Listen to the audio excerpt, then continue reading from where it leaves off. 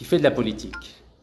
Et cette politique le conduit à 5 reprises en prison, ruiné totalement. À cause de moi, ma femme a été condamnée à 18 mois de prison. À cause de moi, ma femme a été complètement dépossédée de tous ses biens. À cause de moi, il y a toujours aujourd'hui, au moment où je vous parle, un mandat d'arrêt international contre ma femme qui n'a absolument rien fait, ni en France, ni en Algérie, pour mériter toutes ces mauvaises nouvelles. Et à cause de moi, mon fils a été privé de son père pendant toutes ces années universitaires. Mais, alhamdoulilah, ya Rabbil Alamin, grâce à Allah, il a pu aller à l'université à Stanford en Californie. Et aujourd'hui, il est diplômé avec un master en économie de l'université de Stanford, alhamdoulilah. Et c'est grâce au bon Dieu et grâce à sa maman, qui elle-même diplômée de Stanford, s'est occupée de lui tous les jours, alors que moi, j'étais en prison, à la fois en Algérie, en France, malade, ruiné, exproprié, sali dans les médias, interdit de quitter le pays, interdit d'avoir des documents administratifs, interdit d'avoir un passeport, un permis. Et alhamdoulilah, nous avons un président qui s'appelle Abdelmajid Tebboune, que j'ai soutenu lorsqu'il avait été limogé de son poste de Premier ministre en août 2017. Et pourquoi j'avais soutenu en août 2017 le président Abdelmajid Tebboune lorsqu'il était Premier ministre? C'est parce qu'il s'était attaqué à la corruption. Et comme un des credos du mouvement pour la jeunesse et le changement, c'était la lutte contre la corruption, il était de mon devoir de soutenir un homme politique algérien qui luttait contre la corruption. Et parce qu'il avait lutté contre la corruption, le Premier ministre de l'époque, M. Abdelmajid Tebboune, avait été limogé. Et j'avais organisé à ce moment-là 2 manifestations sur les Champs-Élysées pour soutenir l'action anticorruption du Premier ministre Abdelmajid Tebboune. Donc lorsqu'il a été élu le 19 décembre 2019, le président Abdelmajid Tebboune, où j'étais en prison, à la prison de Koléa, car ce n'est pas Abdelmajid Tebboune qui m'a mis en prison le 4 décembre 2019, c'est l'ancien chef de l'armée algérienne, Si Ahmed Gaïd Salah Rabbi Yarhamou, qui n'avait pas apprécié que j'allais déposer une plainte contre lui, car il avait empêché des millions d'Algériens de venir à Alger pour manifester. Et j'avais dit à l'époque que personne n'avait le droit d'interdire à quiconque de se rendre à Alger pacifiquement pour manifester. Donc à cause de ce crime de lèse-majesté, il avait décidé de mon incarcération, mais il avait été très gentleman, car à l'époque, donc un membre de l'armée algérienne m'avait contacté pour me dire que Rachid, si tu rentres en Algérie, tu seras emprisonné. Et comme vous le savez, j'ai annoncé publiquement que j'allais rentrer en Algérie afin d'être incarcéré. C'est vrai qu'à l'époque, je pensais que mon emprisonnement allait durer entre 6 mois et 1 an. Malheureusement pour ma famille, ça a duré 4 ans. Pendant 4 longues années, je n'ai pas pu quitter mon pays, et c'est pourquoi la France, la justice française en a profité pour me condamner aussi par défaut à 18 mois de prison, pour me bloquer tous mes comptes, pour me saisir tous les biens immobiliers, et pour tout simplement faire de moi un clochard de la vie politique algérienne. Mais ma'lish, ça fait partie des risques de la politique. Je ne suis pas ici pour me plaindre, mais je voulais vous faire cette introduction pour vous expliquer pourquoi je suis silencieux au sujet de la situation politique en Algérie. Il faut que vous sachiez que, après avoir obtenu une grâce présidentielle du président Abdelmajid Tebboune le 19 février 2021, j'avais été libéré, mais je n'avais pas été jugé. Je n'ai été jugé une première fois que le 27 décembre 2021 à 1 an de prison. Et je avais décidé de ne pas faire appel. le procureur de la République avait décidé de faire appel et donc j'ai été jugé à nouveau le 3 juillet 2022 et j'ai été cette fois-ci condamné non pas à 1 an de prison, mais à 5 ans de prison. Et comme vous le savez, je ne fais jamais appel lorsqu'il s'agit de dossiers politiques. Donc voici la décision de justice du 3 juillet 2022. Que dit cette décision de justice du 3 juillet 2022?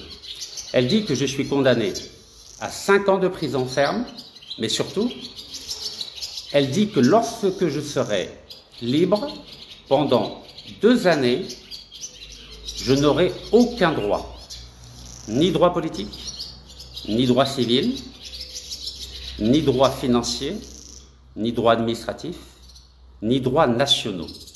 C'est-à-dire que je n'ai pas le droit d'avoir des papiers renouvelés, je n'ai pas le droit de faire de la politique, je n'ai pas le droit de voter, je n'ai pas le droit de circuler librement sur le territoire national et je n'ai pas le droit d'ouvrir un compte bancaire, c'est-à-dire je n'ai pas le droit de faire du business en Algérie. Donc voici cette décision de justice qui figure sur mon casier judiciaire qui date du 4 mars 2024.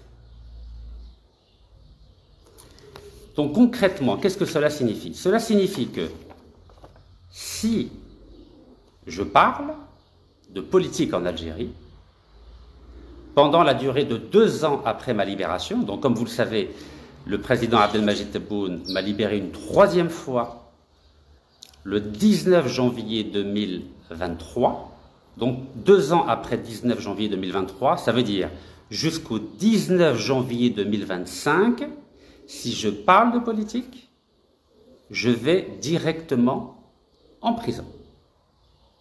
Donc voilà ce que ça signifie, cette décision de justice qui figure sur mon casier judiciaire.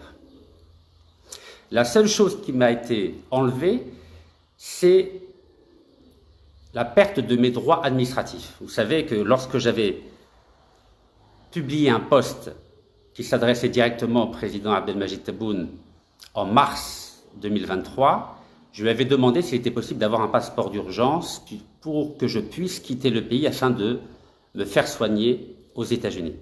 Et à titre exceptionnel, le président Abdelmadjid Tebboune m'avait accordé le droit que mes papiers soient renouvelés, c'est-à-dire que j'ai eu un passeport renouvelé en 24 heures, un nouveau permis de conduire et un permis international afin de pouvoir conduire aux États-Unis.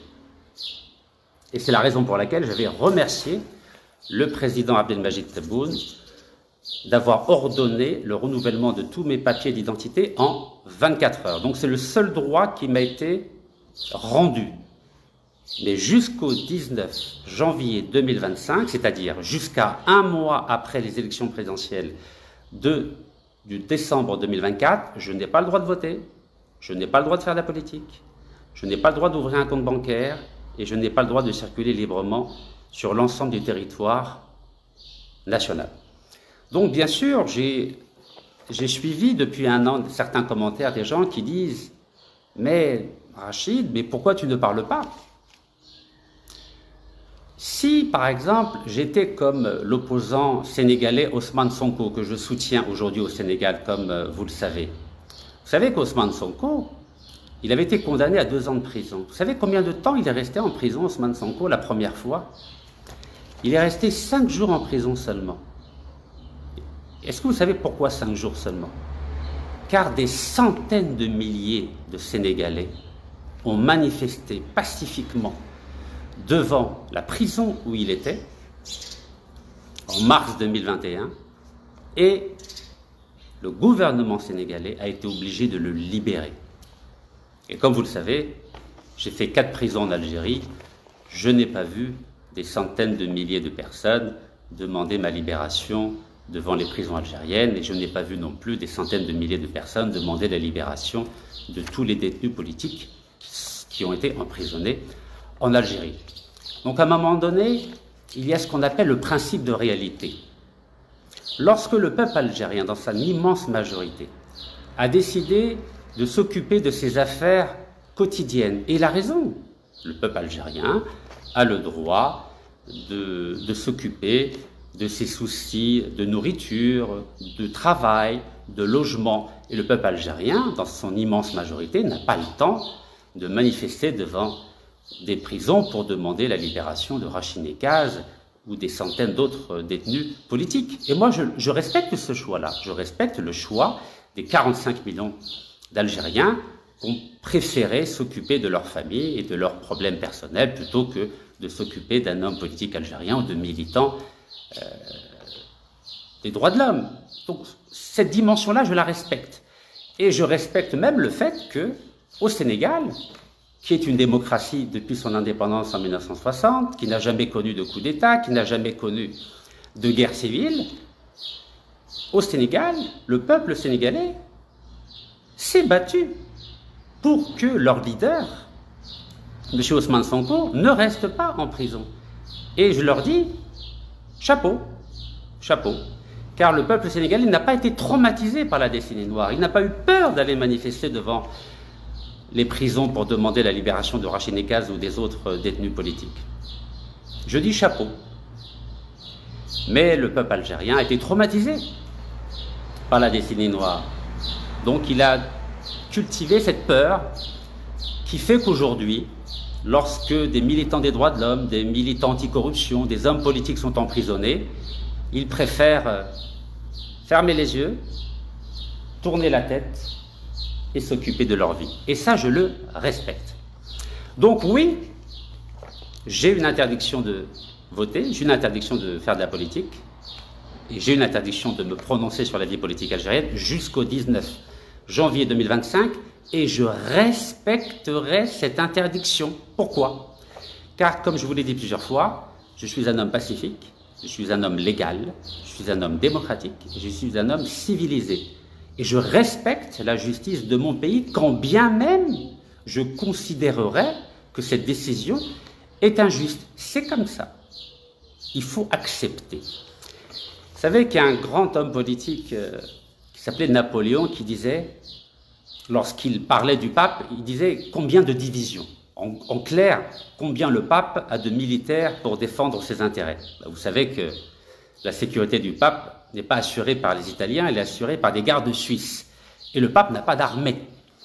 Et aujourd'hui, Rachid Nekaz n'a pas de division. Rachid Nekaz n'a pas d'armée. Rachid Nekaz a des militants, a des sympathisants que je tiens à remercier. Il a des frères, des sœurs, mais il n'a pas d'armée au sens de militants pacifiques qui sont prêts à aller en prison pour lui. C'est comme ça. Et donc moi, j'en ai tiré toutes les conséquences. J'ai suffisamment fait de sacrifices pour le peuple algérien, pour l'Algérie, pour la liberté, pour l'éthique. J'ai suffisamment fait souffrir ma femme, mon fils, mes frères, mes sœurs. Et peut-être que certains ne le savent pas, j'ai aussi fait beaucoup souffrir mes deux avocats, que je tiens à remercier et auprès desquels je souhaiterais aussi à nouveau m'excuser. Maître Yassine Khlifi, du barreau d'Alger, et Maître Abdelkader Chouhara, du barreau de Chlef Blida, qui, à cause de moi, ont été emprisonnés à la prison de Chlef entre mai et août 2023. Et vous savez que personne ne les a soutenus, ni le barreau d'Alger, ni le barreau de Chlef, ni le barreau de Blida, ni l'ensemble des avocats de ce pays, ni l'ensemble des associations des droits de l'homme de ce pays, ni l'ensemble des militants, ni l'ensemble des citoyens. Et par ma faute aussi, mon neveu, Mohamed Nekaz, a été emprisonné 3 mois avec moi à la prison de Chlef. Et par ma faute aussi, mon gendre, M. Saad Bourgbachi, a été empêché de quitter le pays pendant 2 ans à cause de moi, car il m'avait transporté à l'hôpital de Mostaganem en février 2021. Donc tout ça pour vous dire que quand on fait de la politique, on n'est pas tout seul. Vous avez un entourage, vous avez des avocats, vous avez des neveux, vous avez des gendres, vous avez aussi un infirmier qui s'appelle Hamza Djabri. Vous savez que Hamza Djabri, c'est mon accompagnateur médical. Et à cause de moi, M. Hamza Djabri a été emprisonné pendant 3 mois à la prison de Chlef. Et comme vous ne le savez peut-être pas, M. Hamza Djabri est orphelin de père et de mère. Il a perdu ses parents et un de ses frères lors d'un terrible accident lorsqu'il avait l'âge de 8 ans. Donc vous imaginez la responsabilité que j'avais sur la conscience. Je n'avais pas le droit de m'entêter. Je n'ai pas le droit de faire comme si j'étais tout seul au monde sur une île. Non. Il faut avoir, à un moment donné, l'esprit de responsabilité. Et je n'ai pas le droit de mettre en danger la vie des avocats, la vie d'un infirmier, la vie de ma famille, la vie de mes frères et de mes sœurs. Je n'ai pas le droit de sacrifier la vie de ma femme ou la vie de mon fils dans un combat où le peuple algérien, dans sa quasi-totalité, a décidé de m'abandonner. Mais je ne lui en veux pas. Je n'en veux pas au peuple algérien. Il a le droit de m'abandonner. Car le peuple algérien ne m'a jamais rien demandé. Ce n'est pas le peuple algérien qui m'a demandé de m'engager dans la vie politique en 2013. C'est mon père. C'est mon père. Avant de mourir, en juin 2011, donc 6 mois avant, il m'avait fait promettre, Ya Ouledi, على بالك باللي ما بقاليش باه نموت نطلب منك انه دير اللي تقدر عليه بتعاون الجزائر بتولي démocratie. Donc l'engagement que j'ai pris, je ne l'ai pas pris avec le peuple algérien, non. Je l'ai pris avec mon père, qui est un Algérien, et qui a participé à la libération de ce pays avec mon oncle Djilali Ben Cheboub, Rabbi Arhamhum, qui ont récolté, ramassé de l'argent en France afin d'acheter des armes pour aider les Moudjahidines à combattre le colonialisme français. Donc l'engagement que j'ai pris, il est uniquement auprès de mon père. Et le peuple algérien ne m'a jamais rien demandé. C'est pour ça que moi je n'en veux pas au peuple algérien. Le peuple algérien a tous les droits de m'abandonner, a tous les droits d'être indifférent, a tous les droits de m'oublier. Mais, et je vous le redis, je me suis engagé sur 20 ans. Et ça fait que 11 ans. Et vous savez, quand on mène un combat, il y a parfois des pauses, il y a parfois des trêves. Vous avez vu ce qui se passe en ce moment entre Israël et la Palestine? Il y a la guerre, mais parfois, il se négocie des trêves humanitaires. Donc je suis dans ce moment-là où je vais respecter cette décision de justice jusqu'au 19 janvier 2025. Et à partir de 19 janvier 2025, je retrouverai, Inch'Allah, ma liberté de parole et je pourrai m'exprimer à nouveau, si je le souhaite, et si ma famille est d'accord, sur les enjeux économiques, environnementaux, culturels, sociaux, politiques de l'Algérie. Donc je vais respecter cette décision de justice qui va durer encore 9 mois. Donc considérez qu'à partir d'aujourd'hui, il y a un bébé qui va naître dans 9 mois, Inch'Allah. Ce ne sera pas le même Rachid Nekaz, car j'ai beaucoup appris pendant toutes ces années sur ce que je pouvais attendre du peuple algérien et de ce que je ne peux pas attendre du peuple algérien. Et maintenant, j'aimerais préciser certaines choses au sujet de ma libération qui a eu lieu le 19 janvier 2023. Je n'ai jamais demandé pardon au président Abdelmajid Tebboune. La seule chose que j'ai faite, c'est que j'ai écrit au président Si Abdelmajid Tebboune pour lui dire que je ne ferai pas de politique en Algérie jusqu'au 19 janvier 2025, car, je lui ai dit, si la grâce que vous m'avez accordée de 18 mois et qui a été retirée parce que le président Abdelmajid Tebboune m'avait accordé une grâce de 18 mois en novembre 2022, Et quelqu'un, je ne sais pas qui, a décidé de retirer. Donc j'ai écrit au président de la République pour lui dire, est-ce que vous êtes au courant que la grâce que vous m'avez accordée de 18 mois a été retirée? Et lorsqu'il a fait son enquête, il a dit, non seulement je vais confirmer ma grâce de 18 mois, mais je vais lui donner une grâce totale afin qu'il puisse être libéré. Et c'est parce qu'il m'a libéré que j'ai décidé de respecter cette interdiction qui m'a été faite, que pendant 2 ans après ma libération, je ne ferai pas de politique. Car vous le savez très bien, si je parle de politique, j'irai en prison. Et comme je sais que je ne peux pas compter sur le peuple algérien pour manifester comme au Sénégal pour me libérer, je vais rester tranquillement dans mon devoir et je vais profiter de ma famille aux États-Unis, en France, en Espagne, et je vais attendre gentiment, patiemment, le 19 janvier 2025.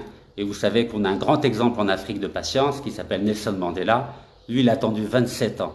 Alors vous savez, 2 ans, c'est pas grand-chose. Et puis, alhamdoulilah, dans ce pays, il y a des grands hommes, il y a des grandes femmes, et je pense que l'Algérie n'a pas besoin de Rachid Nekaz pour mettre en place une démocratie ou pour faire en sorte que l'Algérie demain appartienne aux grands de ce monde. Et j'observe avec intérêt que l'Algérie fait partie du Conseil de sécurité en tant que membre non permanent. C'est une excellente chose. Et je saluerai toujours les initiatives de l'Algérie, notamment pour la paix à Gaza en ce moment, afin de mettre fin à ce massacre. Mais comme vous le savez très bien, يد وحده ما تصفقش. انا يد وحدي ما تصفقش في البلاد ويد واحد فلسطيني ما تصفقش فاني ضد اسرائيل. ما يقدروا يديروا والو. عارفوا علاش؟ كان 1,800,000,000 مسلمين في العالم. اسرائيل كان 8 ملايين برك. 8 ملايين، 1,800,000,000. يعني 1,800,000,000 راقدين ومساكين فلسطينيين يموتوا. كان 56 دول مسلمة، 56 pays musulmans راقدين. Et ben c'est comme en Algérie, il y a 45 millions d'Algériens راقدين وراشد نكاز مسكين يد وحده ما تصفقش. Donc ce que vit le peuple palestinien à Gaza, toute proportion gardée bien sûr, c'est la même chose que ce que je vis en Algérie. Encore une fois, toute proportion gardée. C'est-à-dire que les arabo-berbères et les musulmans en général ont beaucoup de qualités. Ce sont des gens généreux, hospitaliers, sensibles, mais ils ont un grand défaut.